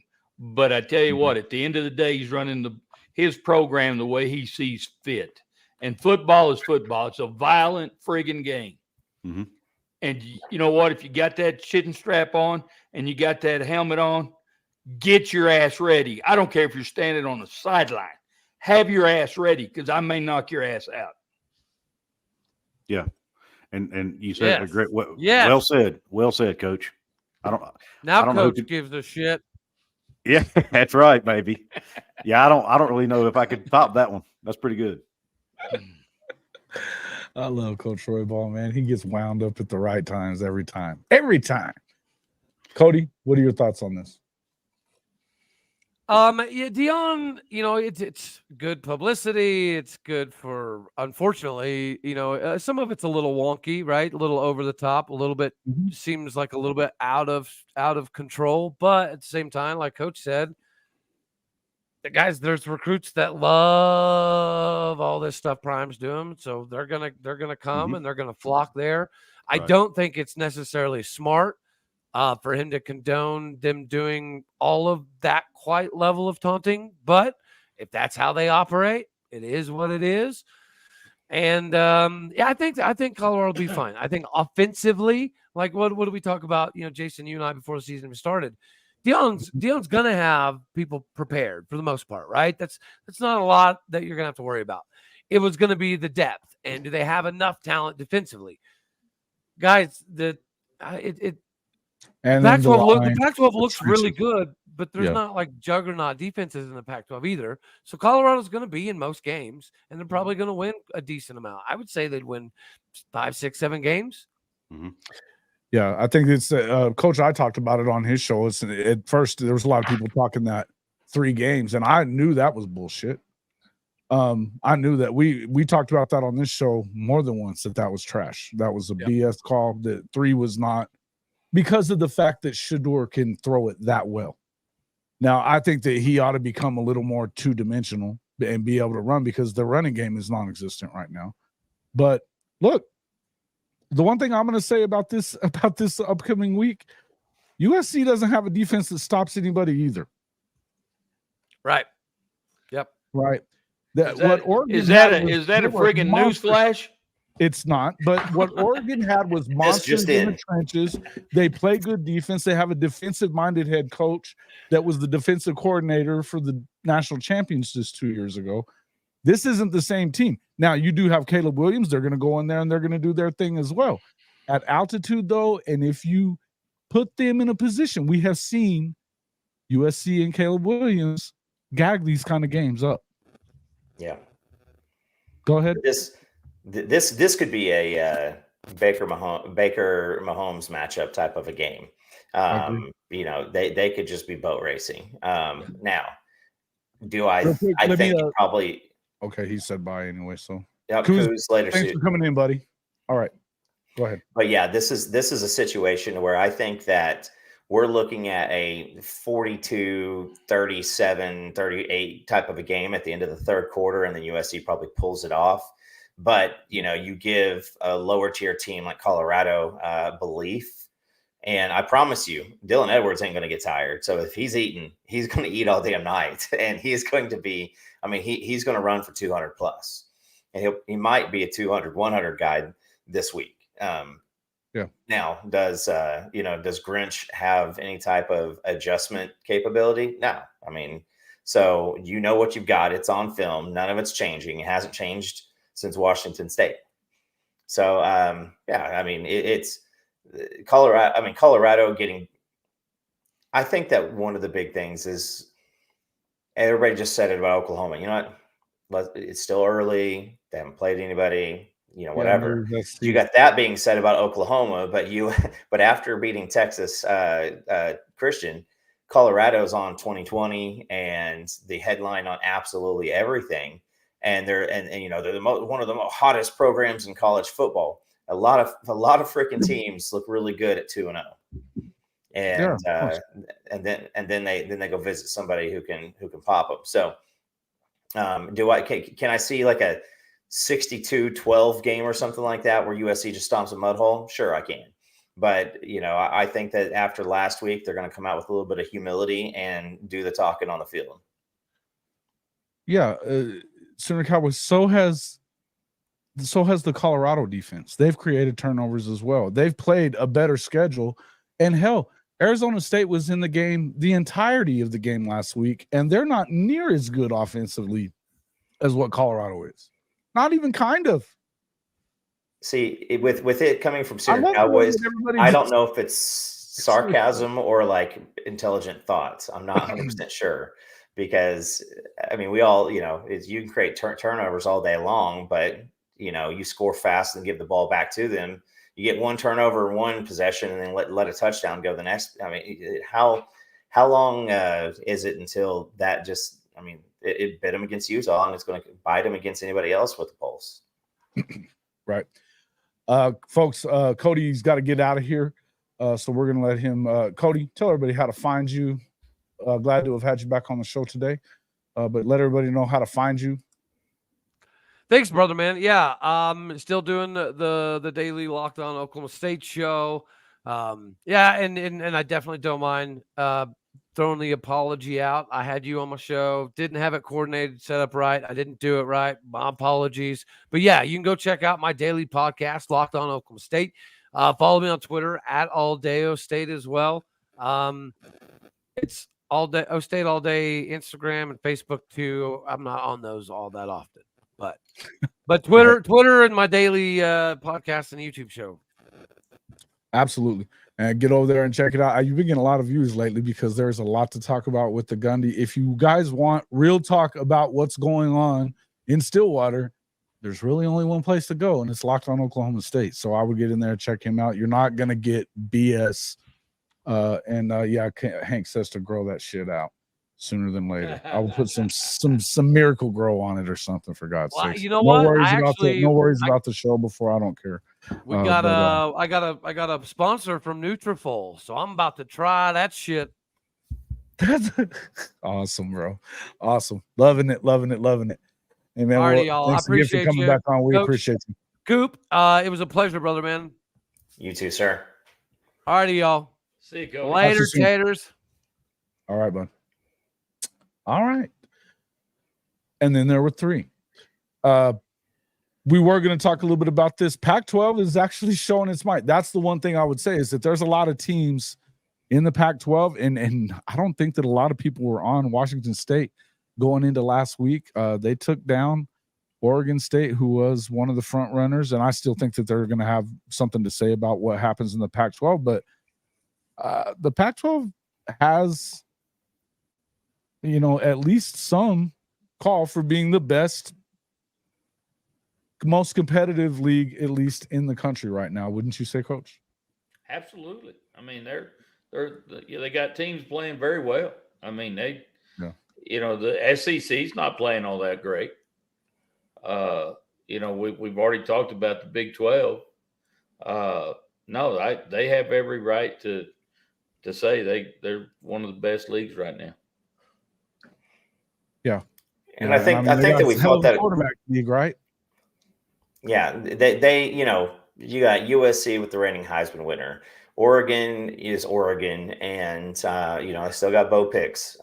Utah, lunch pail, bring it every single week. We knew that with Penix, Washington was going to be big. Washington State maybe is a little bit better than we thought they were going to be. Oregon and UCLA. I mean, really, the only surprise is Colorado at this point. UCLA, they lost their game this past week, but they're prepping for a run because they're going to have one salty quarterback next year. And Neely, this year's good for him. Yeah, I agree. And Neely will beat me to the punch, but I agree. I think Washington could be one of the best teams in the country right now. Oh, I agree with that. If there's a better receiving room, as Coach I's talked about, it's than what you have at Ohio State. It's in Washington. It's potentially that, yeah. But last year they looked about the same right at this point. It's really, really, really potent offense, and they went against anything with the defensive pulse. And Penix, he reminds you of Landry Jones, and except for Lefty. But I mean, he's a good quarterback. He is a trigger man. He's really good. Yeah. He's really good, man. He's I think that they're the one team that you haven't really seen struggle at all, in any of their games. I mean, they've never really been pressed. not even a little bit, for a quarter even. So it's been, Well, you get everything. That Cal game this week, I mean, they gave up 32 to Cal, and yeah, but it was 45 to 12 at the half. Yeah. I mean, it's but I just say that, if you're taking a look at, taking the foot off the gas, I mean, that's the only thing that they have really. But I mean, yeah, Washington, I think, is currently, I'd probably say, the most complete team in the Pac-12. But I think that we all thought that this was what was going to happen. They were going to kill each other because, we called them all those teams. That's the concern that I would have if I'm a Pac-12 fan, is that, are they going to just cannibalize each other, and you end it the second you get 2 losses, it's over. Yeah. Right. You know, I mean, you had Utah win the conference championship last year. They already had 2 losses, so they weren't going to the playoff. It didn't matter. Your only chance by that time was for SC to not gag, and SC gags. It's almost Okie Light like. Well, I mean, you got to think, you're not getting 2 out of the Big Ten. Unless I just really don't see it. I mean, I guess unless Ohio State, I mean, because is there a rematch situation? They can't do a rematch, or do they do away with the divisions? They did away with divisions this year. Okay, so you're probably going to get two glimpses of Michigan, Ohio State, and I just don't see them. I don't know. I just don't see them putting the loser of that game in the championship. Oh wait, no, did they? No, I thought you were talking about the Pac-12. The Big Ten is still in divisions until next season, I believe. Okay, so I mean, right there, you're going to have 1 out of the Big Ten. I'm guessing 1 out of the SEC, unless somebody gets extremely hot. Yeah, I think you would have to beat Georgia, and Georgia was undefeated, and then you'd have to beat them in the SEC championship. That might be the only way. Yeah. So does Florida State continue their run? Because I think that if it comes down to, and maybe we had this conversation before the season, it comes down to, a 1-loss Notre Dame team who lost to Ohio State. If Ohio State makes it through, you got them. You've got potentially maybe a 1-loss Washington or somebody like that, Washington State at this point, out of the pack, and then a 1-loss team out of the Big 12. So you got 4 teams really vying for 3 spots at that point, and that doesn't take in any brilliant power, group of 5 teams or anything. No, and I think that when you start looking at the power rankings and stuff like that, and where people have, if you, assuming that Texas approaches 10 wins, which I would never assume such a thing with Sark, but assuming they do that, they're in. I still think that Notre Dame, I think that Notre Dame is, if we get enough friggin' people on the field, that would help. But be a little more imaginative in 3rd and 4th down, when you're trying to go for it on 4th down, and when you're in 3rd down situations, it seemed to me like that was a little bit, the way it is. I don't see Suck doing anything, SUC as we call them. I don't see them. I think that they lose a minimum of 3, and I could see them losing as many as 5. But I've been saying 8 and 4 all year, because if you look at the last half of that schedule, they get all the smoke out of the Pac-12. Dante Moore has proven to be a pretty good quarterback there at UCLA as well. They almost won that game in Utah this weekend. Now, of course, and somebody was asking when is Cam Rising going to be back? It could be at any time. I kind of agree with what Coach I said on his show Saturday night on the Snap Count. He said, mess around and let them be undefeated when he gets back. Yeah.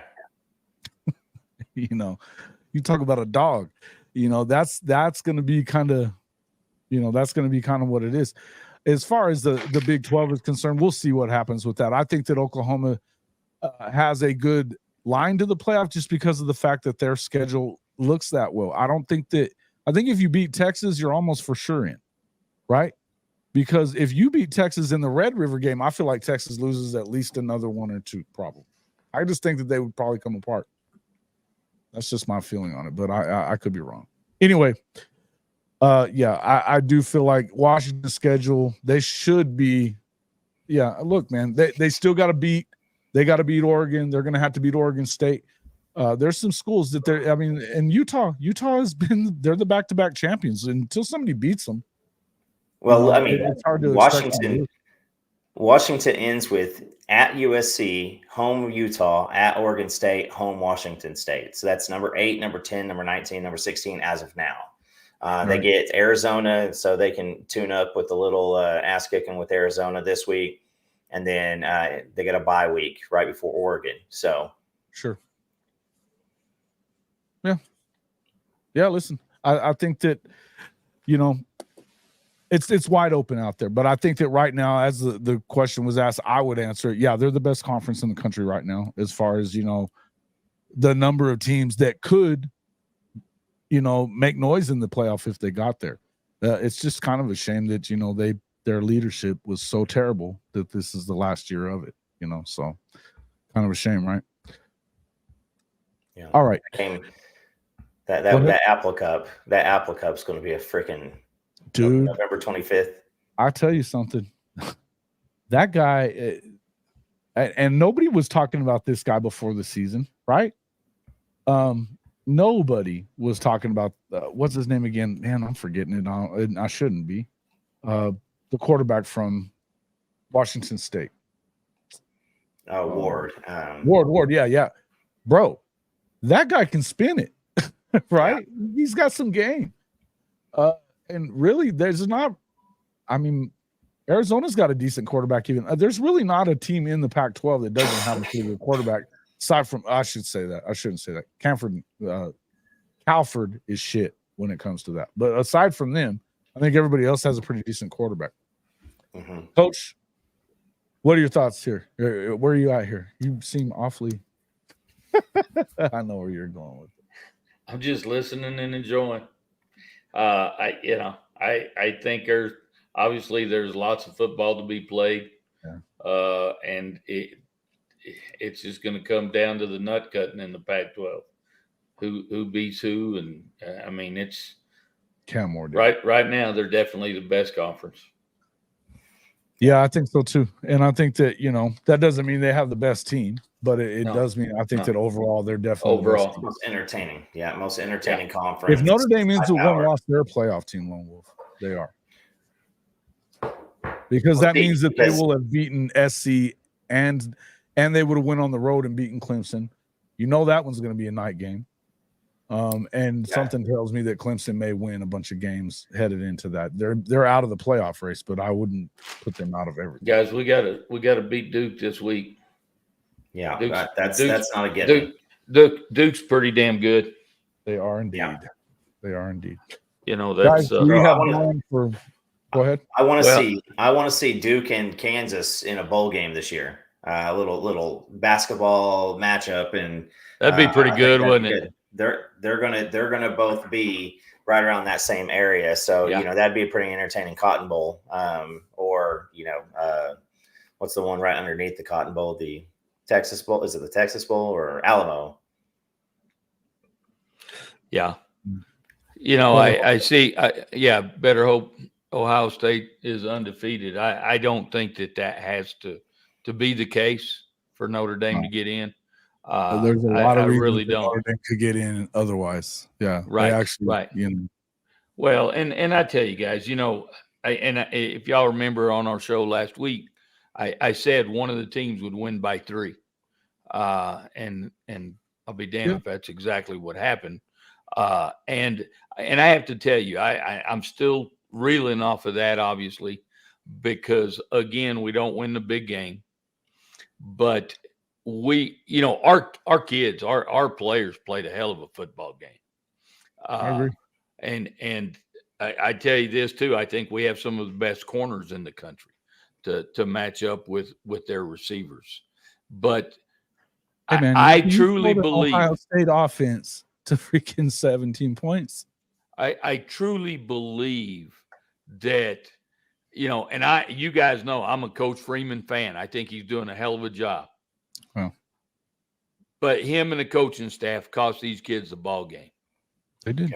When you have the ball inside of 4 minutes, and they've got Ohio State has 2 timeouts, your running game from everything I know, Notre Dame running game's supposed to be the shit. And we don't run the ball and force them to use timeouts.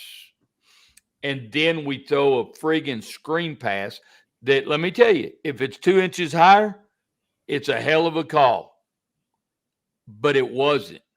And the thing about it is they shouldn't have been throwing the damn football at any point in that time frame. It should have been running the ball. And you know what? You say Audric Estime is a stud. Well, by God, give him the ball. I know he wasn't having a great game. 2 other backs. He had some Love, good runs though. and I agree, but so did Love, and so did Price. They had a better game, honestly, than Audric. Yeah. But that's okay. But if he's your bell cow, give him the friggin' football. Let the clock run down. Make him use some timeouts. So that's where the debacle started. And then to have 11 men or not have 11 men on the field, having 10. And I tell you what, I was so pissed off to hear Coach Freeman say, well, I knew we only had 10, but I didn't want to get a penalty. Well, look, shit. They got the ball on, inside the 1 yard line. So what's another 6 or 7 inches going to make any difference in that? So don't, I tell you, I took that personally, that he was full of shit making that statement. Yeah. Because you know what? You could have had a damn dead body placed there in the spot of the defensive tackle, and you could have stopped them. But yet we didn't do that. And that's two plays, not one, 2 plays with 10 guys. And that's coming out of a timeout. Now, guys, there's a lot of damn coaches in the press box. There's a lot of coaches on the sideline. And you mean to tell me you don't have anybody counting how many people are on the field? I was going to ask you what would be the freaking, what would you do if that we always, Jason, not one, but twice in a row, right. 2 plays in a row. Right. What would you have done? Would somebody have gotten fired that next day? Oh, well, I don't know that I'd have fired them, but number one, they're getting coffee. Exactly. But you've got, Jason, did you ever, the whole time you were here with me, ever see us not have enough people on the field? No, because I had somebody counting. Somebody had the job of counting how many people we had on the field. Absolutely. I mean, come on, man. I was don't surprised at the number of coaches that you had sometimes, but those were the little things that you didn't ever have. It was little things that weren't ever the issue in Hops. No. And that's again, as an OU fan, you watch the mismanagement. It's the fact that it happens multiple times, the same exact thing. So back-to-back plays, that's frustrating to have several games where we couldn't manage the damn clock like we were, a 6-year-old girl, who's never heard of football could do the same type of coaching jobs at certain times. So, it happens. But at the same time, I mean, you didn't win the big game.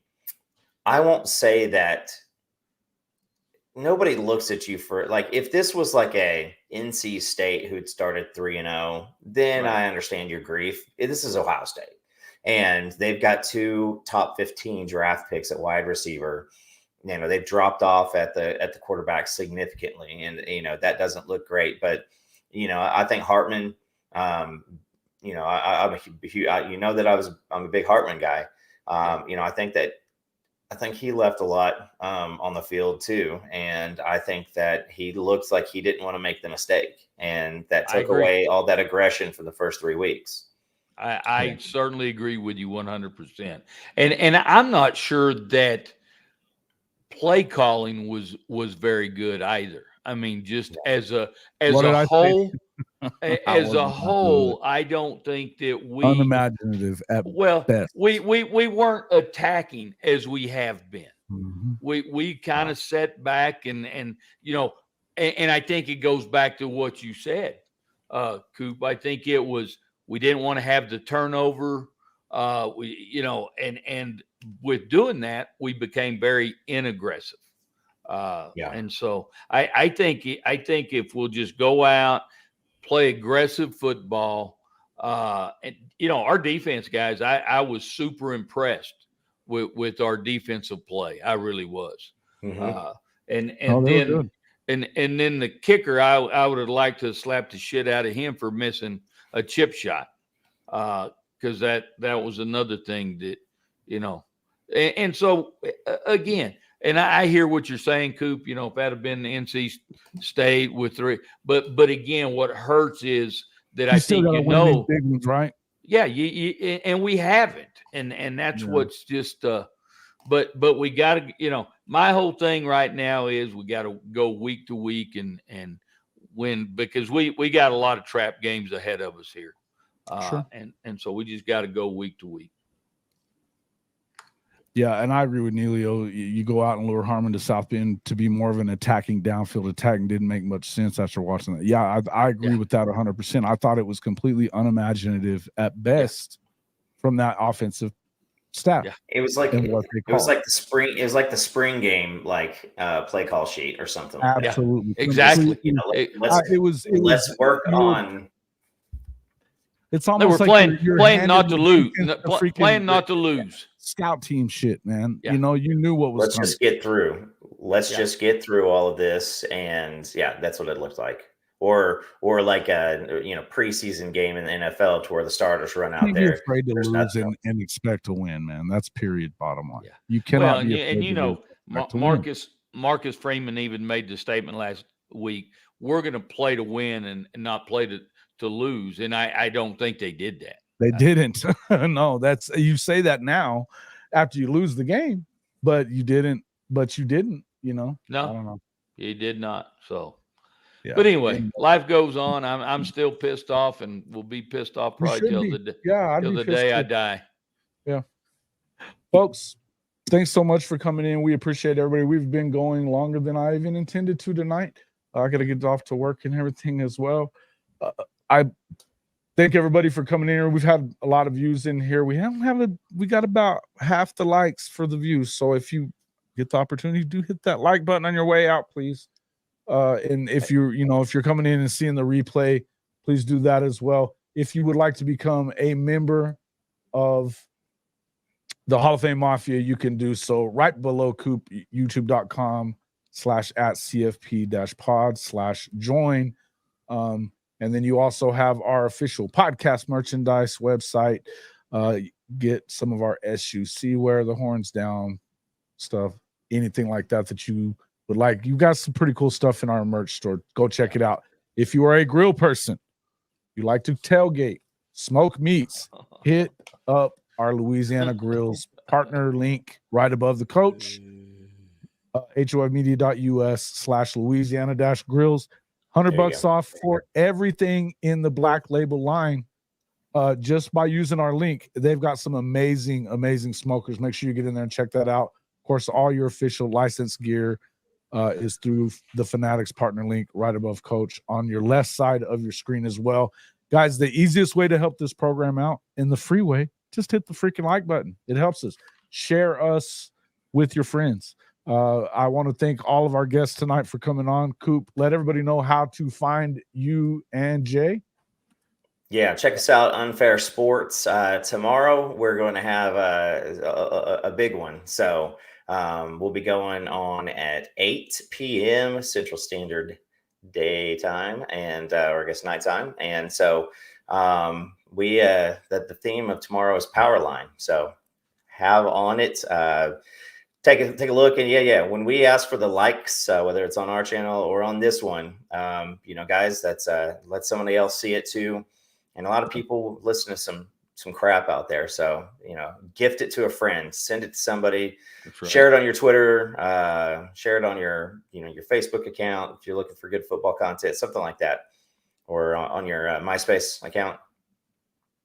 On your MySpace account. Yeah. Tom likes this. That's awesome, bro. That's awesome. All right. Hey, I hope you will be. Get in there and check out all of our stuff. Guys, thanks a lot again for coming in. Coach, thank you again for for being a part of the show. We can always have to thank our audience. The best audience on They YouTube is right here. Minus And Hank. we do thank you, my boy. We do definitely bring on the best guests of, I feel like, of anybody. Period. Don't run off just yet, Coop, whenever we finish up here, because I want to ask you something. All right, but thanks a lot, everybody, for coming in, and we will see you on the next one.